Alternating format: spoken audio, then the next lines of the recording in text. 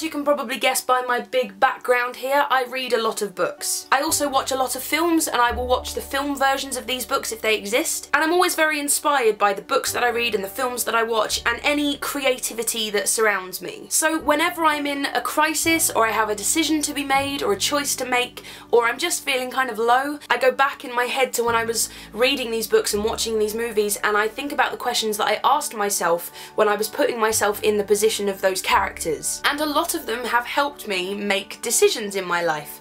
And it might sound crazy, but wait until I told you the questions, because I think they might help you too if you heard them. Now, the first one is a slightly different take on a question that is asked on the internet a lot. People go around on Twitter and Tumblr and they ask each other what creature their Patronus would take shape as. Personally, mine would be a duck, because they are my favourite animal. I think I kind of resemble one in the facial area, and I just think they're ridiculous, and I think I'm ridiculous, so I think my Patronus would definitely be a duck. And ducks make me incredibly happy as well, and that's the point of a Patronus, which nicely, well done me, segues on to the question that I think should be asked. On Tumblr especially, but Twitter as well, we're always searching for positivity and things that make us happy, and somehow we've sidestepped the important Patronus Harry Potter-esque question that would make us happier than what creature our Patronus would be. And the question is, when you cast your Patronus, what is the happiest memory that you can think of that allows you to conjure the Patronus? I think that's a far more happifying question. Personally for me, it is my first night in Les Miserables, which is June 17th last year,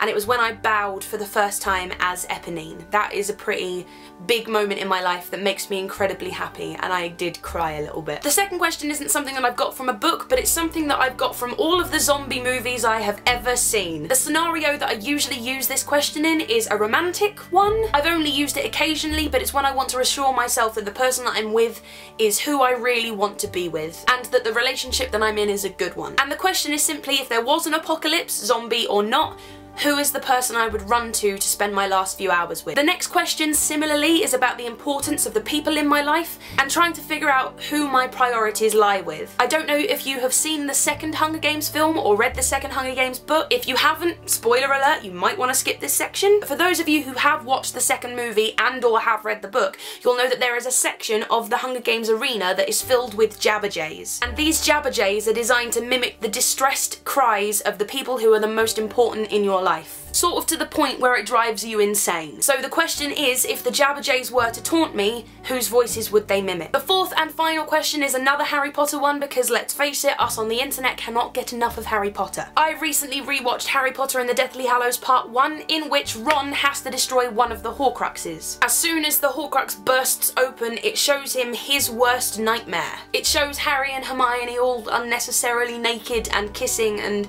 stuff that is his deepest, darkest fears, and it's designed to make him feel isolated and alone and weak. So the question is, if I was destroying the Horcrux and it burst open to show me my worst nightmare and something that was designed to make me feel alone and scared, what would it show me, and would I have the strength enough to defeat it? That is just an insight into my brain and the questions that I just ask myself when I'm having to make a decision or I'm feeling low and I need to reassure myself of my own inner happiness and my own inner strength. And I just thought it'd be interesting to share with you guys. And so if you have answers to those questions, then please, please, please let me know in the comments, because I'm really interested to find out what your answers are and how you guys think of yourselves and the people around you and what's most important to you. Bye!